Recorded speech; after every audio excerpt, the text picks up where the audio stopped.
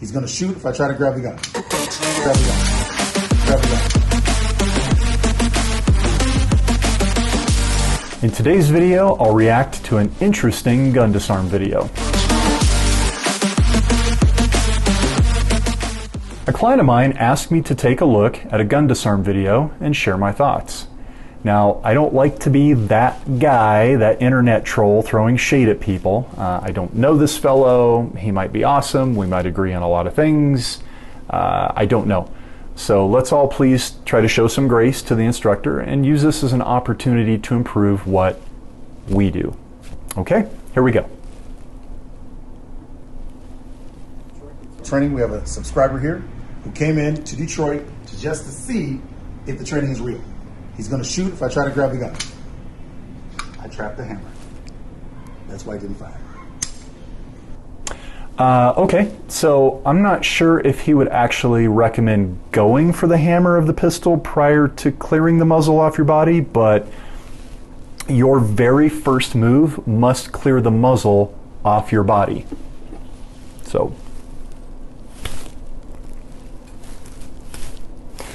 you have to assume the gun is loaded and their fingers on the trigger. They're going to flinch as soon as they see you move. And that means a piece of lead is going to be flying out of the front at a very high velocity. And you do not want to be in the way when that happens. So it's very important that your first move must clear the muzzle. I would not rely on stopping the hammer. I mean, many, if not most, handguns today don't even have hammers. They have internal strikers, so there's really nothing to stop. The hammer, he had it cocked. So when I went here, he pulled the trigger, and that's why he didn't hear anything. He did actually fire, though. He fired quickly. So, same thing, say don't move, don't move. Okay, so I would also start with the hands a bit closer to the gun. Not high up, and not looking like you're gonna go for the gun, but in a natural, scared, fetal-like position. I always tell my clients, you want your hands at the base of a pyramid. Okay, so here's your pyramid, here's the muzzle being the top point, and your hands are at the bottom corners. That gets you into a position that looks natural, you look scared, and your hand is closer to the gun for when you go for that disarm. Really fast. But I was still able to get my hand here and trap the hammer. He had it cocked.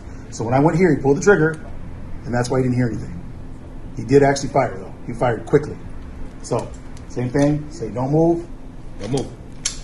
From here, what you heard this thing was a clicking back of the sound here, but it wasn't actually the trigger. So if he pulls the that actually was the sound of the hammer striking down, caused by a clean trigger pull. What he's trying to do is pull the slide back out of battery so that the hammer won't contact the primer on the back of the bullet, but that's one hell of a gamble. I've pulled my Springfield XD slide back pretty far before and it still fired a round off. Each pistol is going to vary, but this isn't something you're going to try to rely on. Once again, get that muzzle off you in your very first move so that by the time they see you move and reflexively flinch, squeezing the trigger, it's not pointing at you anymore. trigger, pull trigger. It's not, there's no way it can fire.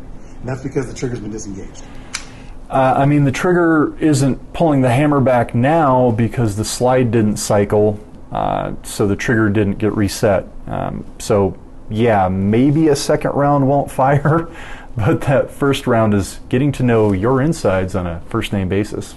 So being in a situation with a gun pointed in your face is probably going to be a bit of a stressful situation.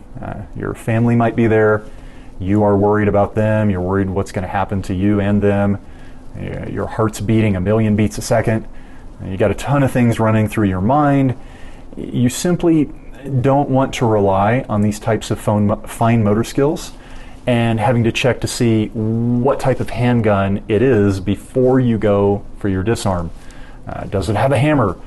Does it have a slide? Is the hammer already cocked back? Can my finger actually fit between the hammer and the back of the gun? Whatever you're going to do here needs to be simple, direct, and it needs to avoid any fine motor skills. It also needs to be able to work in a variety of positions, angles, and while moving, and while they're drawing their firearm on you from, their pants, etc. When you're evaluating a gun disarm, here are 2 criteria right off the bat that it must meet in order to be considered potentially effective. Number 1, it must clear the muzzle off your body immediately. Has to first move, clear the muzzle off your body, bang. Number 2, after you clear it, you need to immediately have a good solid grab on that gun. As soon as they think that you're going for the gun, they're going to try to pull it away and shield it. And when they do that, you're screwed. Real violence is fast, and our best hope is to simplify our responses down to minimize our thinking and reaction times.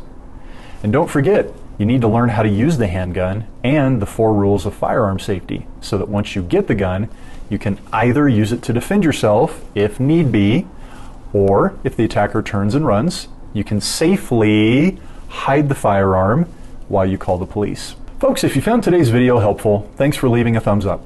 Subscribe and click the bell icon to be notified of future videos. And as Coach Paul Bear Bryant would say, it's not the will to win that matters, it's the will to prepare to win that matters. So come train and get your reps. See you next time.